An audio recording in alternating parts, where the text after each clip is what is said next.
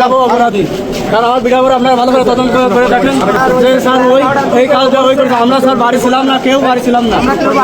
সাংবাদিক ভাইরা অবশেষে প্রায় 2 মাস পর আদালত প্রাঙ্গণে দেখা মিলল মাগুরার সেই ছোট ফুটফুটে শিশু আসিয়ার ধর্ষক হিটু শেখের। শুধু হিটু শেখই নয়, বরং এই সময় দেখা গেল তার স্ত্রী ও 2 ছেলে সজীব ও রাতুলকেও।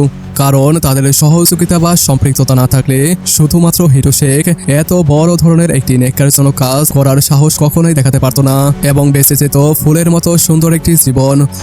গত 6 মার্চ বোনের বাড়িতে বেড়াতে গিয়ে পাশবিক নির্যাতনের শিকার হওয়ার ঘটনায় আসিয়ার মায়ের করা মামলার ভিত্তিতে হিটু শেখ সহ মোট 4 জনকে গ্রেপ্তার করে কারাগারে পাঠানো হয়। আর এই মামলার সাক্ষ্য গ্রহণ শুরু হয় গত 27 এপ্রিল।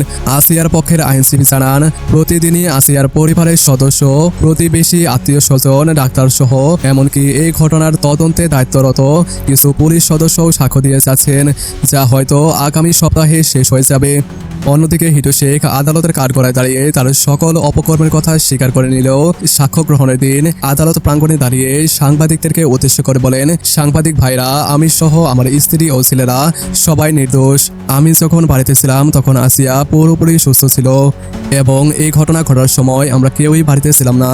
অর্থাৎ ধর্ষক হিটু শেখ নিজেকে নির্দোষ দাবি করে সব দোষ আসিয়ার বোন হামিদার ঘাড়ে ঠেলে দেওয়ার ব্যর্থ প্রচেষ্টা করছে।